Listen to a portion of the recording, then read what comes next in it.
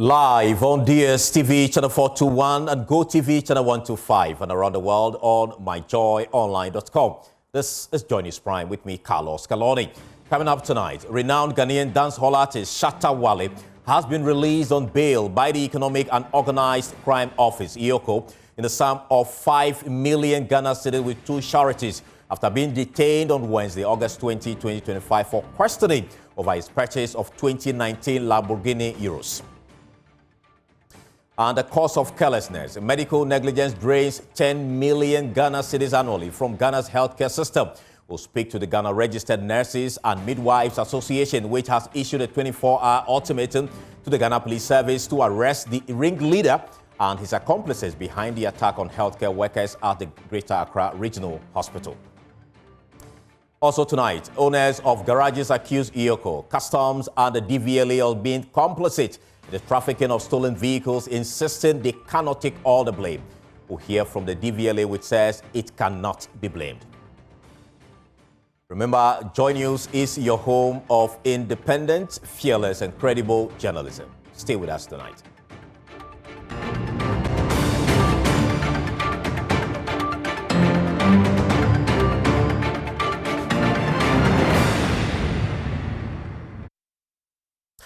Now, let's begin from the street because Shatta Wale, a renowned Ghanaian dancehall artist, has been released on bail by the Economic and Organized Crime Office, EOCO, in the sum of 5 million Ghana cedis with two charities.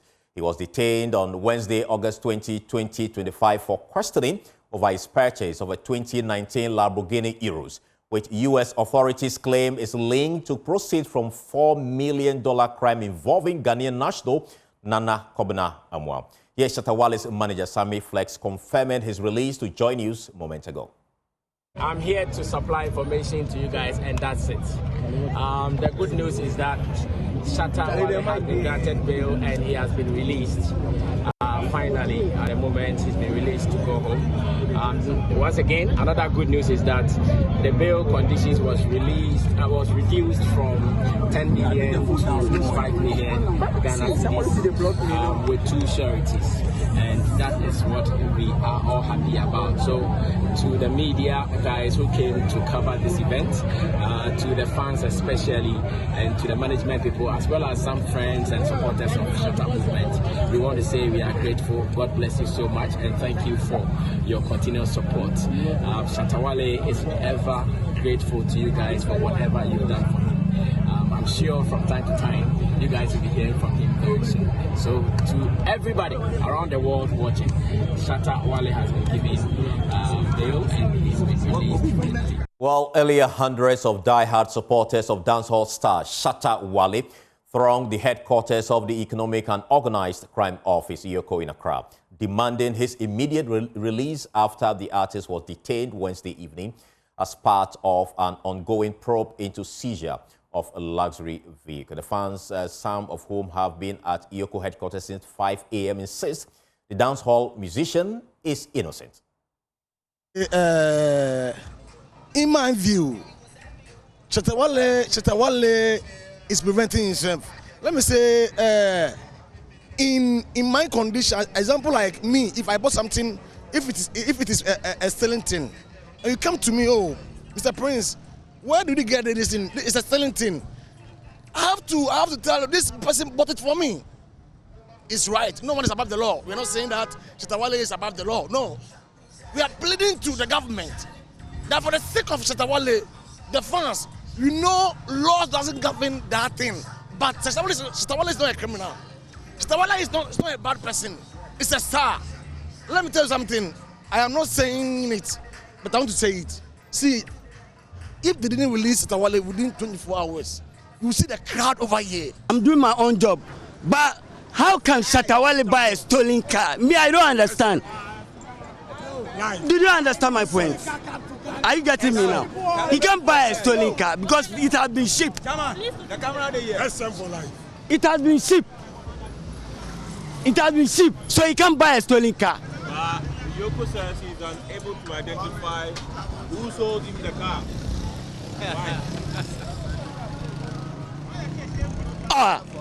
What you people, the way you are dragging the issue, It's very, very, very distant. That's what EOCO is saying. The way all we want to say is that we beg they should free our SM boss. We beg they should free our SM guard, our SM king. They should. I can't leave.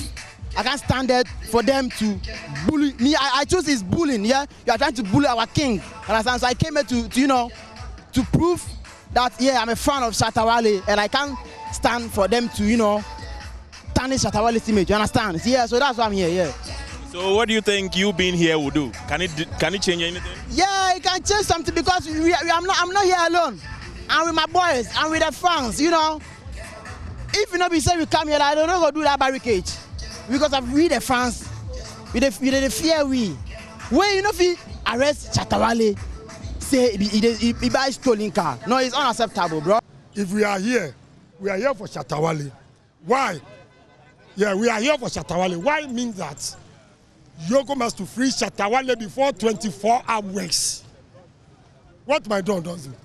Don, what has the done before they bring him here? No, what they don't do before they bring him here.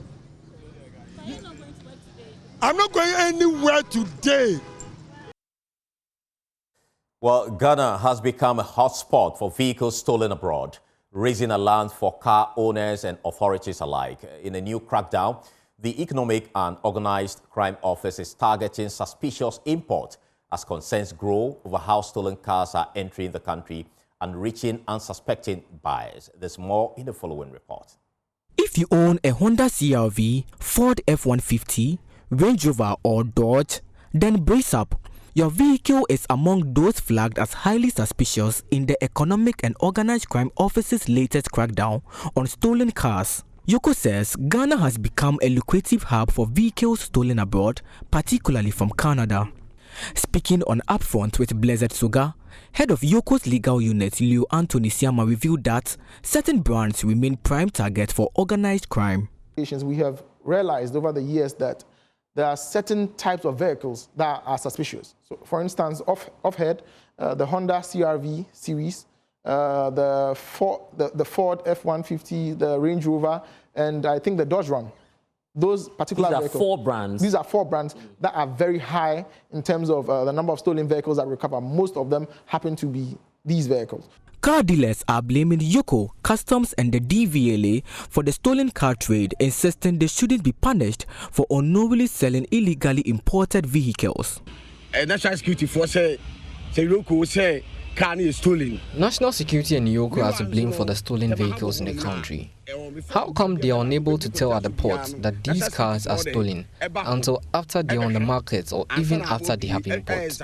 It's unfair and unacceptable. I've realized our leaders aren't helping us. There's no way EOCO and national security won't inspect cars which arrive to the country from abroad. All these cars undergo the necessary checks, so if they are stolen cars in the country, then it's the fault of EOCO and national security. Why would they wait for us to clear cars and sell them before saying it's stolen? A retired customs officer explained whether vehicles can be checked at the port before clearance, potentially saving owners the stress of losing their investments. Customs does not determine whether the item is stolen or not. Customs is basically concerned about 2 things. One, the security of, I'm talking of Ghana Customs. Right. We serve 2 functions, security and revenue. You understand me? So when a vehicle comes, we only cross-check to make sure that there are no bombs, no explosives, nothing, dangerous. The Driver and Vehicle Licensing Authority says they do not have the means to determine if a vehicle brought for registration is stolen or not. Director of Corporate Affairs at DVLA Stephen Atu says if the vehicle is cleared by the Customs Division, they have no reason to stop the registration. Before you come to us, you would have gone through the customs clearance and come to us with an indication, a clearance from customs indicating that this vehicle is cleared with us with all the documentation and record. You can go ahead and register the vehicle in the name of the individual. Right. That's how we come in. So it becomes very difficult to say that DVLA can spot a stolen vehicle at the point of registration. So the point is, even in Ghana, even inland, if a person commits a crime and the crime is not reported, it's difficult for anybody to know that a crime has been committed. That's the whole thing. So the same way, it is possible for a person to steal a vehicle from, say, Canada. Right. And to the extent that the car owner from whom the car is stolen has not reported, it becomes difficult for you to know that this car is a stolen vehicle. Stephen Atu says the DVLA has installed new systems that allows them to register a vehicle in the name of an importer, which before now was not the case. But what we can assure you of is the fact that because now we've introduced a system that allows us to register a vehicle in the name of the importer at the port, when a person is doing a transfer, there's a way of tracing to know that this vehicle has been bought by this particular individual from this importer. And so at the end point of registration, we are able to tell who eventually becomes the final registrant of that vehicle. Consumer Unity and Trust Society CAT International says patrons of such vehicles still have an obligation to verify the details of the vehicle and must do the due diligence before purchasing a vehicle. Apia Adomako heads CAT International in Ghana. As a consumer, whenever you are buying something, it is very, very important that you ask relevant questions. First, what is the selling price of the car? Let's say, for example, you've seen 2025 Lexus RS 350. The manufacturer sells the car in the US for $65,000 US. And duty in Ghana could cost about $35,000, bringing to about $100,000 or so.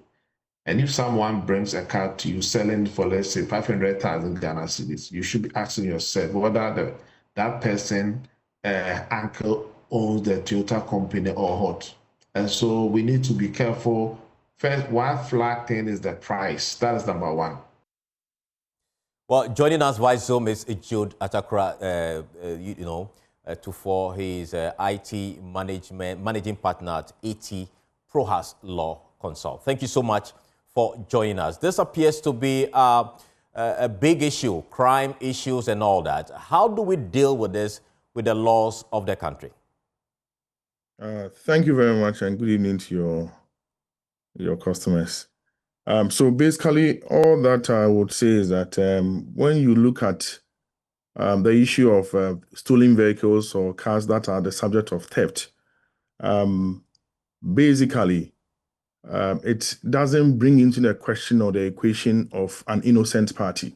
So the issue would be asked, I mean, if I buy a car, what protection do I get? The protection you get is that I think your earlier speaker made mention that as a consumer, you need to do some due diligence and check. So the pricing is what he spoke about, which will definitely indicate that you are either buying a car for value or undervalue. And buying a car undervalue is what will make you a bad faith purchaser. If you're a bad faith purchaser, it means that the law will not recognize you as someone who has bought a car for value on the market. But generally, when we talk about stolen vehicles or cars that are the subject of theft, an innocent party, no matter who you are not protected.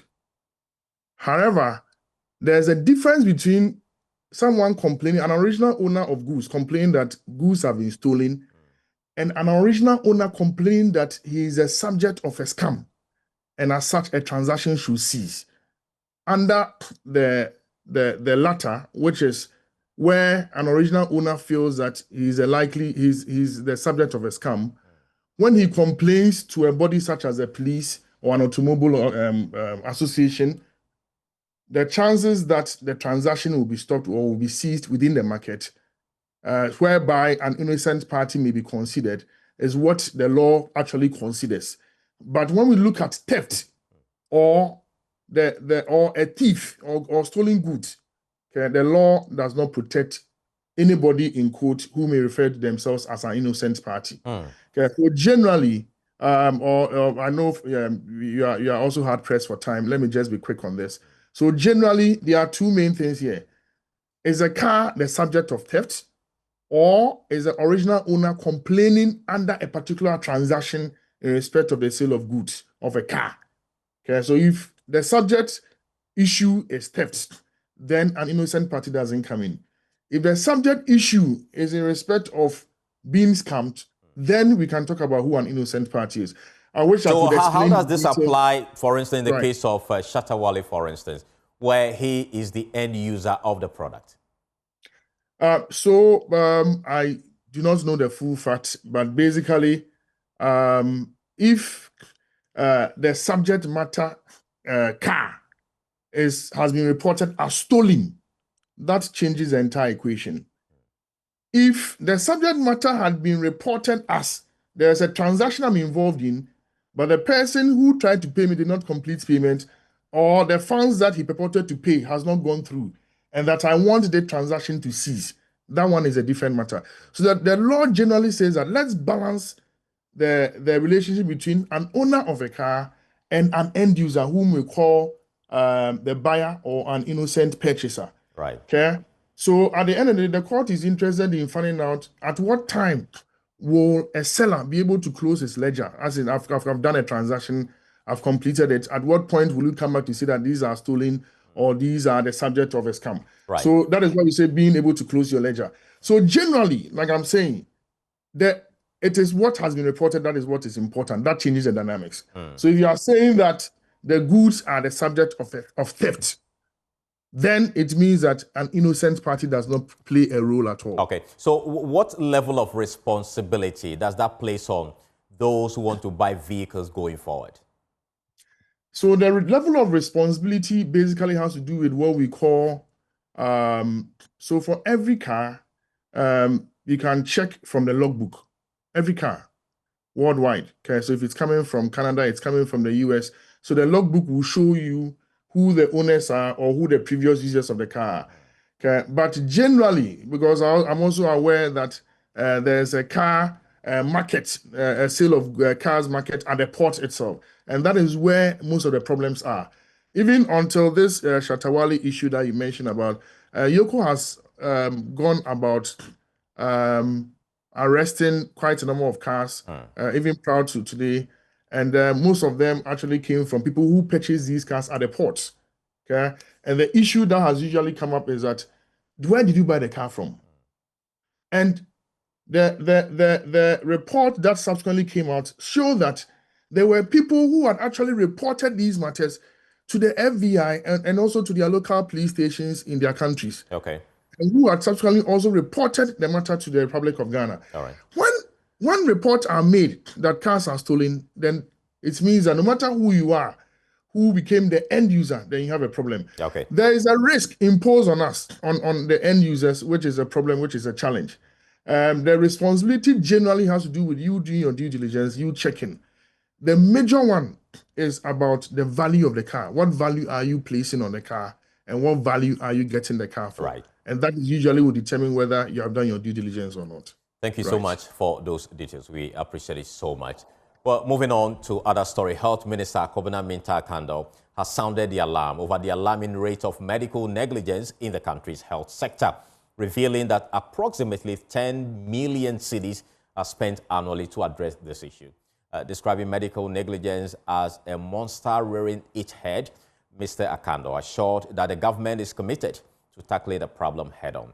He was addressing the media on development after the alleged assault on some nurses at the Greater Accra Regional Hospital last Sunday. Health Minister Kobina Minta Kando has revealed Ghana pays approximately 10 million cedis for medical negligence yearly. Addressing the press earlier on Thursday, the minister, who described the issue of medical negligence as a monster rearing its head in the health sector, assured of dealing with it appropriately. He was addressing the media on developments after the alleged assault on some nurses at the Greater Accra Regional Hospital last Sunday. Medical negligence. Anytime I hear that, I clinch. We spend not less than, even in some cases, one facility, not less than 10 million Ghana cedis on medical negligence. Maybe you don't know. As a country, we don't have the money to buy the equipment, but we are spending so much. As I speak to you now, the cases on my table within this week are 3 that Attorney General has written to me to provide responses. Medical negligence. So it's a major issue. that we are dealing with. He also warned those who attack health workers to stop and expressed dissatisfaction with critics of his handling of the incident involving Ralph at the hospital. On Monday morning, I sent a delegation to Ridge Hospital to ascertain the situation. When the delegation came up, upon debriefing, I realized that I had to follow up. And ladies and gentlemen, let me state this, that I have the health workers of this country at heart. And so any attempt by any individual or any group of people to try to incite the health professionals against government, pretending he cares more than us, is unfortunate. And we must stop that. It's an avoidable tension we must avoid. It doesn't help the sector. If indeed you are a practicing health professional in the sector, it doesn't help the sector. The Health Ministry says it has set up a complaints desk to address issues in assessing healthcare. The minister urged everyone dissatisfied with health services to contact their facilities desk or reach the ministry at 020-688-7882 or 020-688-7884. Equally, they can email at complaints@moh.gov.gh. Meanwhile, the Minister of Employment and Labour Relations, Rashid Pelpo, has told the Public Accounts Committee he has summoned the Labour Ministry, he has summoned the Labour Commission over the attack on the nurse at the Ridge Hospital. We have the Labour Commission, which has all the duties of ensuring that single issues like these are handled effectively. So I have called a meeting with them, and they would look at it more comprehensively and advise on what next they will need to strengthen their own capacity. Let's now take you to the Ashanti region, because research findings have revealed that at least $89 million is lost annually to flooding in the greater Kumasi metropolis. This is robbing families of their livelihoods with the attendant irreparable damages. Senior Advisor Inland Water Systems at Deltaris, Bobby Russell, has indicated the loss may reach $220 million by 2050 if urgent measures are not taken to halt the situation. Nanaya Ojima was at a stakeholder validation workshop in Kumasi and has filed this report. Occupants of some houses in the Kumasi metropolis are forced to abandon their homes due to floods. Such persons have lost huge sums of money to floods, which now plague communities. New areas in the metropolis have recorded some cases of flooding despite efforts by city authorities to save the situation. The researchers, as part of initial studies, measured damage done to interior and the exterior of buildings. The assets owned by persons occupying flood-prone homes were assessed, aiding the estimation of cost incurred to floods. Per the analysis, a 12% increase in rainfall patterns due to climate change may further increase flood situation in the city. Senior Advisor, Inland Water Systems at Deltaris, Bobby Russell, explains. As of now, the city is losing $89 million a year in direct damages. So if you sum all of the small damages that are occurring to buildings every year, it's the intangible things. So lost schoolwork is irreplaceable. So we can quantify the replaceable things, but not the irreplaceable items. 89 million is quite a significant lost investment every single year. By 2050, we're expecting that to increase by 38%. So we're estimating that because we know with climate change, as air temperature increases, rainfall also increases. So we're expecting 12% increase in rainfall by 2050. This is very, very significant in terms of the resulting damage. So by 2050, there'll be $220 million of losses across the whole city, on average, every year.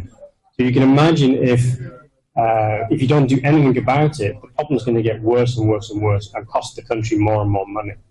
So ultimately what we'd like to do is to try and work with the stakeholders here, especially with the municipal planners and also with the hydro team and other stakeholders to come up with some appropriate local solutions. This isn't about replicating what is done elsewhere, but finding solutions that are really appropriate. Meanwhile, the Ministry of Works and Housing in June this year estimated an amount of 6 billion cedis will be needed in tackling flooding. At the stakeholder engagement, the sector minister, Kenneth Gilbert Ajay, reviewed commitment to implement solutions from the engagements. The amount of money that the country is losing as a result of that. It's something that it really hurts. That's part of the reason why you see us here, so that we can curtail it. We are able to do this project after the assessment. Definitely this thing is going to cease. What is the government's commitment towards implementing some of the proposals that we put forth after this assessment is done? I'm sure for you to see me here even indicates that the government is committed with this project. And if you listen to my speech, it's part of the government's resetting agenda to ensure that we bring an end to flooding in most of our urban areas, of which Kumasi plays very key. Thank you very much.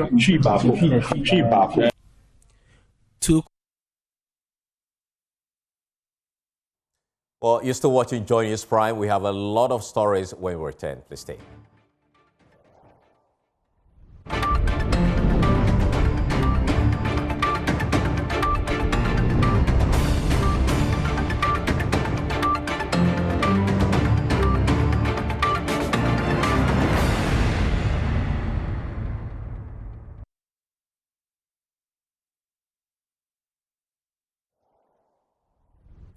Welcome back, and thank you so much for staying with us. Now, former MP for Adanse Asokwa, Katie Hammond, says he will appeal the High Court's decision in Obuasi to award cost of 60,000 cedis against him after his parliamentary election petition was dismissed.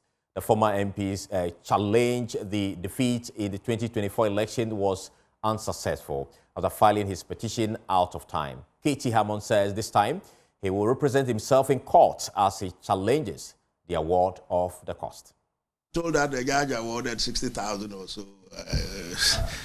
Well, I'm appealing. And now you should know that this time I'm appealing in my own right. I would put my own signature. I'm appealing as the appellant in person. I'm not going to go to any lawyer. I'll do it. You know. So, yeah, no, the cost of that. If you draw your case, you can't go and appeal. But the cost of 60,000, I think it's completely unfair. It's not, it's not arbitrary. What, of course, it's not arbitrary. There are rules within which the judge exercises discretion.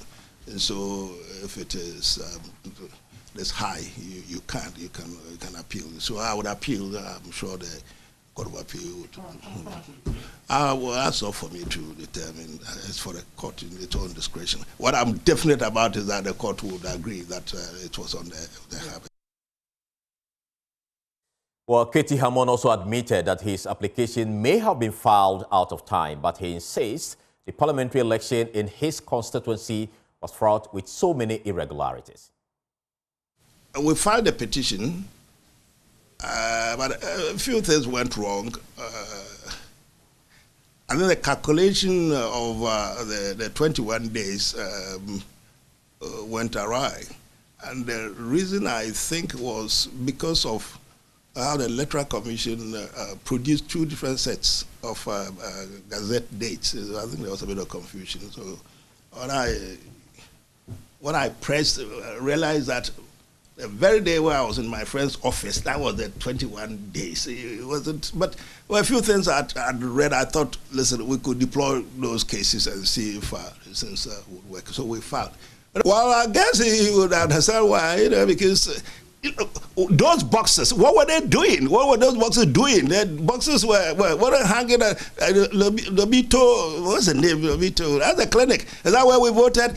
He was telling me, you heard it in the script, that he said I was complaining that some of my pink sheets and all that. Just have a look at some of the pink sheets. Some of the pink sheets are still sitting there. Look at Tipex inks and all those. It was crazy, a kind of a mess that actuated our election in so-called on this occasion. I mean, it was beyond description. I thought I should contain myself. You see, there again, that's why I said the Muslims, we always say that, well, God in his own way. And when it even came to it, I want to go to court. Look at it again. Through a very experienced lawyer, I still missed the day by one. You know, so you can't take this thing for granted. But I accept it, you know, that well, it isn't meant to be, not to proceed by this way.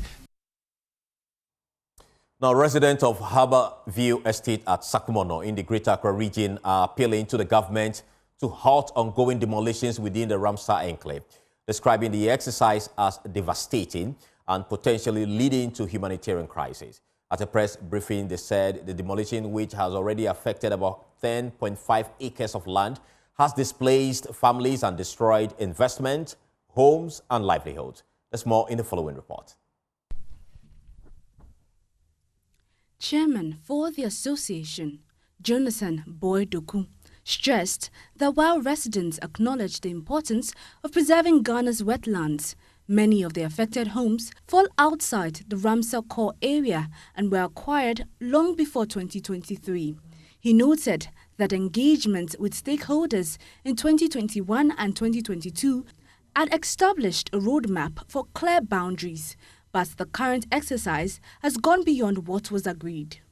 We find it extremely harsh that the wholesome demolition of homes without review of alternative solutions would displace hundreds of individuals and families, potentially leading to humanitarian crisis. We are by this press conference appealing to the hearts of the government and the public. These are not just structures. These are homes filled with memories, hopes, dreams and investment of fellow Ghanaians, brothers and sisters. We are begging for an opportunity to rectify the situation. The association warned that indiscriminate demolition could displace hundreds of homes, creating a wider socio-economic and humanitarian problem, even though some of the affected areas are well elevated and not prone to flooding. Humbly, respectfully, plead with Your Excellency to one, can they halt the ongoing demolition to prevent further suffering and then displacement? Point two, consider and support the dredging initiative with the island or the community on their own have started already. And thirdly, facilitate a dialogue between the government and the Nwastu and the affected families. To strike a balance between environmental protection and community survival, the residents proposed a final stakeholder engagement to establish a clear, enforceable boundary, flood protection and embankment works, lagoon and river dredging, sediment control measures, and other sustainable interventions. The association also suggested that government considers regularizing homes outside the Ramsar site core area, which is estimated to cover 8,000 to 9,000 plots, saying revenue from such regulations could support wetland conservation. Well, as Africa continues to grapple with pressing challenges, University of Utah in the U.S. has charged entrepreneurs to turn these hurdles into opportunities. Utah, in partnership with Ensign Global University, is redefining entrepreneurship through its Master of Business Creation program. At the maiden graduation ceremony at Kpong in the Eastern region, Ensign Global University President Professor Stephen Alder envisions entrepreneurship-driven Africa. There's more in the following report.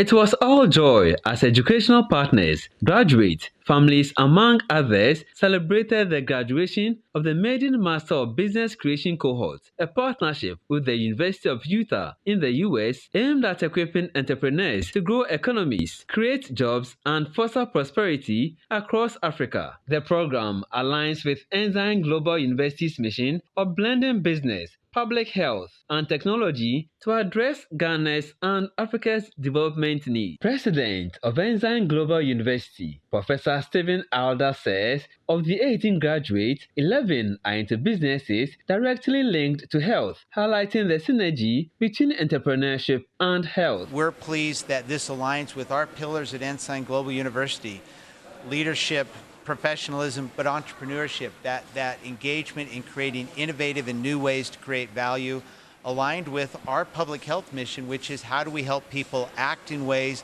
that will help them optimize their health and well-being.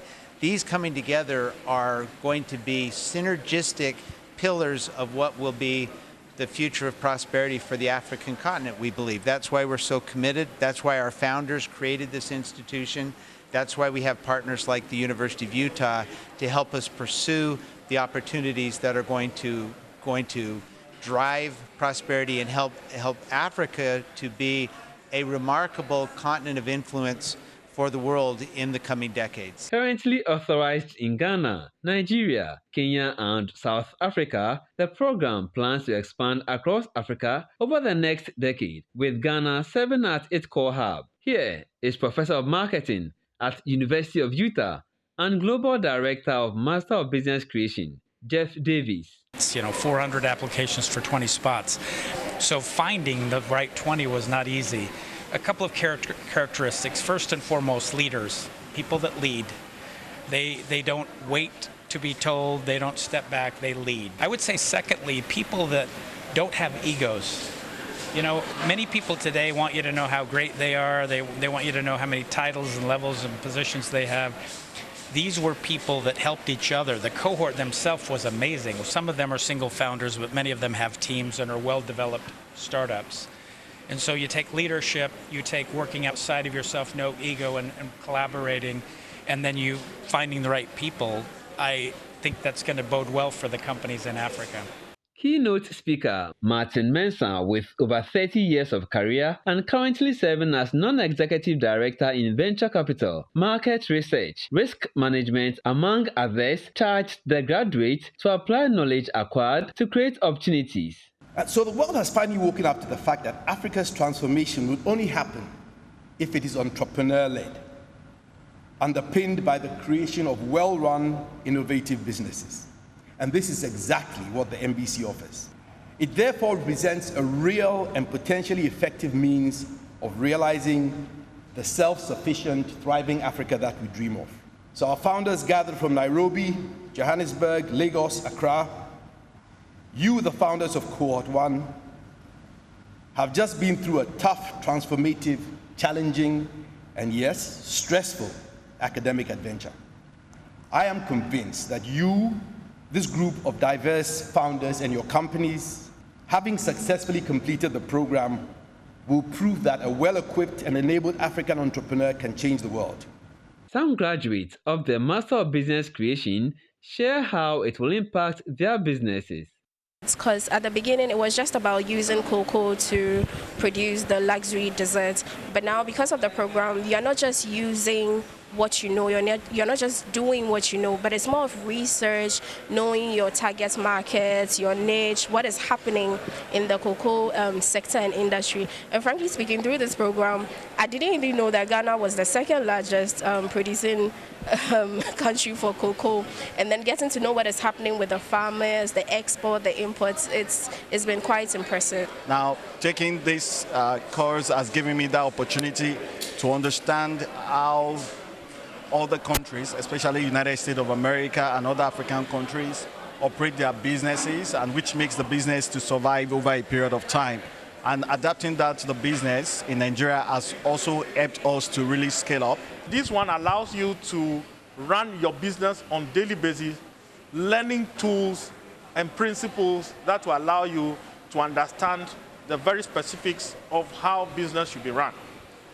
And so I intend to encourage the business community, and I intend to get AGI involved in ensuring that we adopt this type of model. A preceptor of the Master's program, Thomas Appiah, says his role in the program was to guide entrepreneurs on strategy, productivity, and growth, while also connecting them to funding, consulting, and expert networks. Regional directors of the Master of Business Creation, Olayemi Aganga and Bonolo Monte, say the program is uniquely designed, taking into consideration current and future technology, financial management, among other critical areas. Well, the mother of the youngest of the 16 children who met their tragic death in a road accident a fortnight ago is experiencing severe trauma. The victims were returning from a church congress in Kufredia when the accident occurred. Eyewitness account indicates that a fuel tanker heading towards Accra burst a tire while overtaking another vehicle, then veered into the opposite lane and collided head-on with a Ford Transit bus transporting the youth. And Darcy has more in the following report.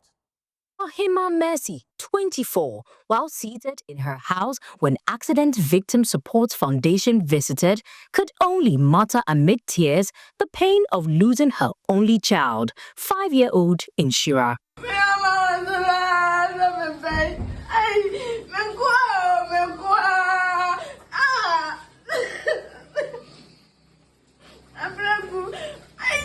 Mercy was a single mother left to care for Inshira, whose father had abandoned them. Inshira lived with her grandmother at Obogu in the Asante Achim South municipality of the Ashanti region. She joined the church group after her grandmother had given permission, but only returned home in a coffin following the tragic crash that claimed the lives of all 16 children on board their vehicle. Her mother, Ohima Mercy, is still in deep pain. What I will ask the government to do is that they fix the Accra-Kumasi highway for us to reduce the number of road accidents. This has claimed the lives of too many. I was nearly a victim in a car accident in Suhum last year, had it not been for the Lord. Of the Accident Victim Support Foundation, Cyril Crab, offering support to the parents of the deceased children, called for psychological intervention for her. So you can understand the trauma she is going through. What we are doing at this moment is to make sure we take her through very good counseling, find what we can do to keep her busy and sustain her so that she can come out of the state she is at this moment. If care is not taken, she would move from, the trauma state into a psychiatric state. It will be a highly mentally challenged person. And we've asked that the churches around her, or the church that she belongs to, the Savior Church, and other families will rally around her and keep her, make sure she wouldn't have any worries. Indeed, when she sits down, there will be flashbacks, which is normal, but we just have to keep an eye on her so that she wouldn't go out of the mental state into psychiatric state. Other donors, including the C5 class of 2001, donated some items to the foundation to support the recovery of the surviving victims and their dependents. As the Accident Victim Support Foundation continues its mission with donations from groups like the C5 class of 2001 and the church, the foundation is urging the government to invest in the psychological care of victims and family. Anne Dassey's report read to you.